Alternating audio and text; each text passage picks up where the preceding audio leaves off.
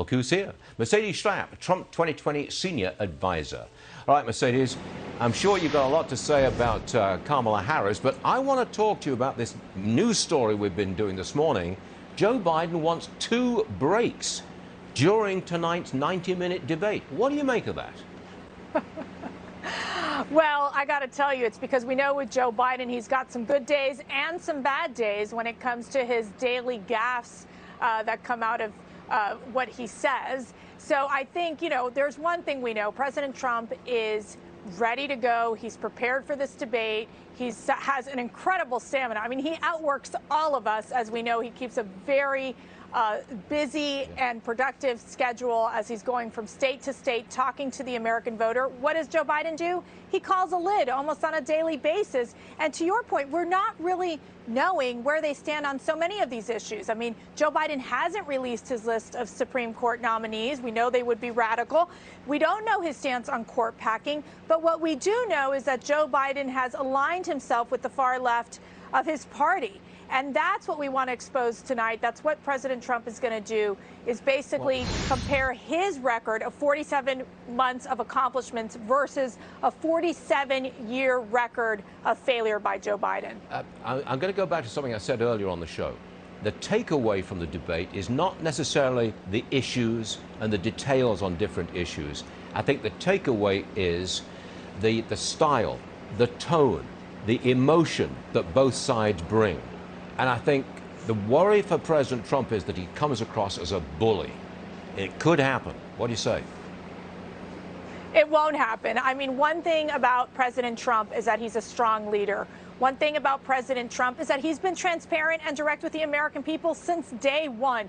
You know exactly what his agenda has been for America, which is that of a pro-economic growth in America. It is about helping American workers, American families, by moving forward with the right economic policies, which is reducing our taxes, getting rid of job-killing regulations, renegotiating tough trade deals. That's the leader that you want defending this country. What you don't want is a weak candidate like Joe Biden, who we know is spending more time courting the far left, focused on job-killing policies like the Green New Deal and socialized medicine, and also really taking America in the wrong direction, talking about a $4 trillion tax burden on American families.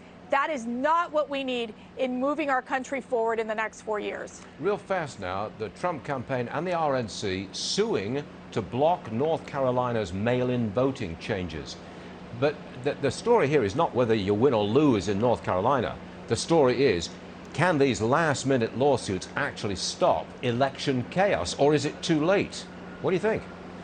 Well, it's what the Democrats do best. They like to sow chaos and division. They like to fundamentally change voting systems in the last between 90 days, 80 days. Now we're talking about 30 days of an election, which we know is very problematic. A lot of these local election officials are not prepared. They don't have the capability to manage such an influx of mail-in ballots. What we do know is that while absentee ballots work in some of these states like Florida, you're talking about universal mail-in voting, which we know has been very problematic in states like Nevada. What we want to avoid is chaos. What we want to ensure and preserve is election integrity, ensuring that it's one vote per voter in these upcoming elections. And that is why we've seen the Democrats trying to loosen election security in so many of these states. Real fast, Mercedes, I'm told that they're boarding up businesses in downtown Cleveland.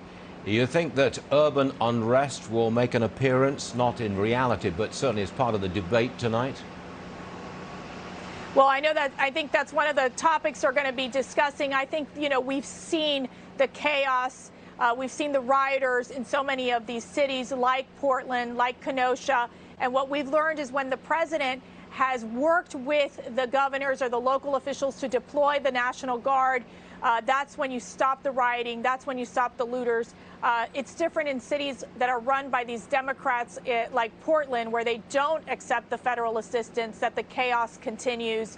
Look, we believe in peaceful protesting, but the reality is when you have these rioters and looters basically destroying small businesses, many owned by minorities. That's simply unacceptable. And it's why the president is a president of law and order. It's why he's received the endorsement of so many law enforcement associations. Gotta go. Sorry, Mercedes, cutting you off short there. But Mercedes Schlapp, I'm sure I'll see you tonight. No problem. Thank you for having me. Thanks very much, Mercedes. Good stuff.